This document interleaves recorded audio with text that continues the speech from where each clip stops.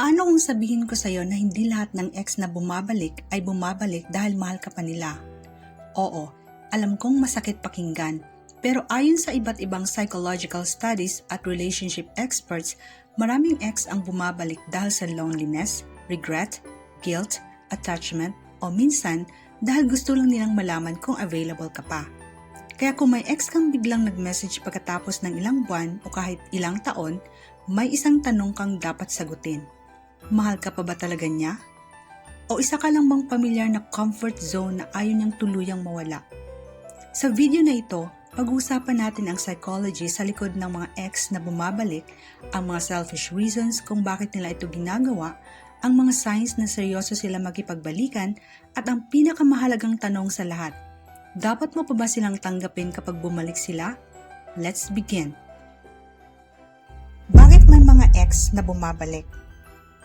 Isa sa pinakamalaking misconception tungkol sa breakup ay kapag natapos na ang relasyon, tapos na rin ang feelings. Pero hindi ganoon gumagana ang psychology. Kapag matagal kayong nagsama, nagkakaroon ng emotional attachment. May mga memories, may routines, may future plans, may pakiramdam ng pagiging home. Kaya kahit matapos ang relasyon, hindi agad nawawala ang emotional connection. At ayon sa attachment theory, may mga tao na saka lang nararamdaman ang totoong pagkawala kapag matagal na kayong hiwalay, lalo na kung avoidant ang personality nila. Habang ikaw ay umiiyak noong unang buwan, sila naman ay mukhang okay. Pero pagkalipas ng ilang buwan, doon nila nararamdaman ang pagkawala at minsan doon sila bumabalik. May iba naman na umalis dahil akala nila may mas magandang option sa labas. Ito ang tinatawag na grass is greener syndrome. Akala nila may mas bagay, mas exciting, mas compatible.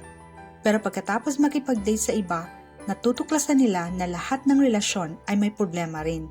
At doon nila nare-realize ang halaga ng taong iniwan nila. Totoo bang mahal ka pa nila? Ito ang tanong na gustong malaman ng karamihan. At ang sagot?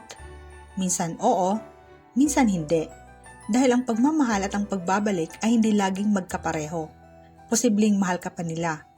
Pero posible ring namimiss lang nila ang pakiramdam ng mga kasama. Posible ring namimiss nila ang attention mo, ang emotional support mo, ang comfort na binibigay mo. Kaya wag mong itanong agad, mahal pa ba niya ako? Mas magandang itanong, bakit siya bumabalik ngayon? Dahil ang dahilan ang magdidikta kung dapat mo siyang pagkatiwalaan ulit o hindi. Mga selfish reasons kung bakit bumabalik ang ex. Number 1, malungkot sila.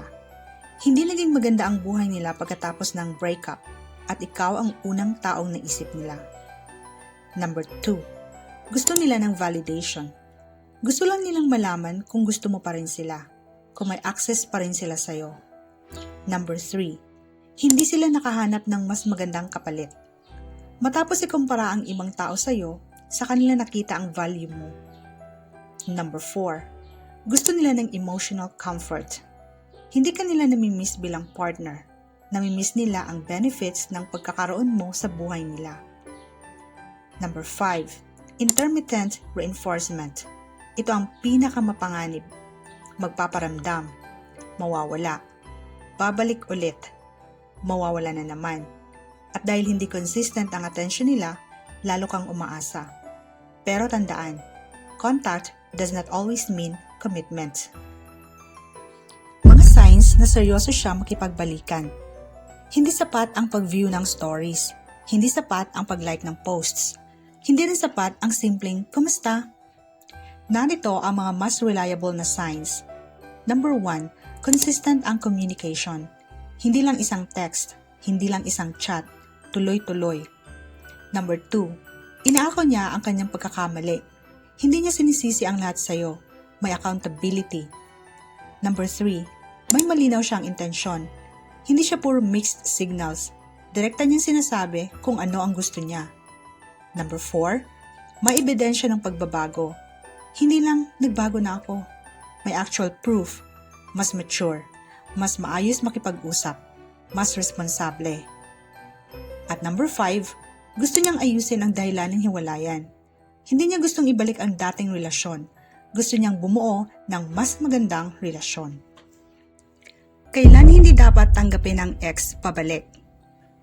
Kapag pareho pa rin ang problema, kapag wala namang pagbabago, kapag bumabalik lang siya kapag malungkot siya, kapag ginagawa kanyang emotional backup plan, kapag paulit-ulit na kayo naghiwalay at nagbalikan pero walang naayos. Tandaan mo ito, ang pagbabalikan ay hindi automatic na bagong simula. Minsan, replay lang ito ng lumang kwento.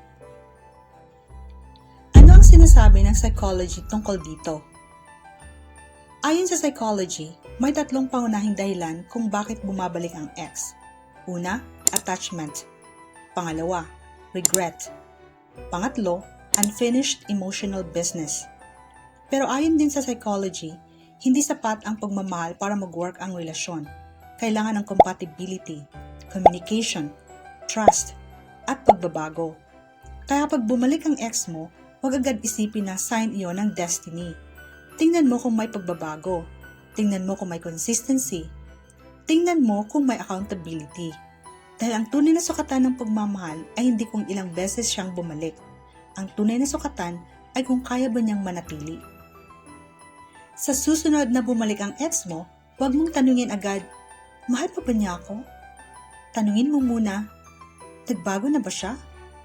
Dahil maraming tao ang bumabalik dahil namimiss ka nila. Pero kakaunti lang ang bumabalik na handang ayusin ang mga problemang naging dahilan kung bakit kayo naghiwalay. At tandaan, hindi lahat ng bumabalik ay dapat tanggapin. Minsan, ang pinakamagandang closure ay hindi ang pagbabalikan, kundi ang pagpili sa sarili mo. Kung nagustuhan mo ang video na ito, huwag kalimutang mag-like, subscribe, at i-share para mas marami pang makaalam ng psychology sa likod ng pag-ibig, breakup, at relationships. Hanggang sa susunod!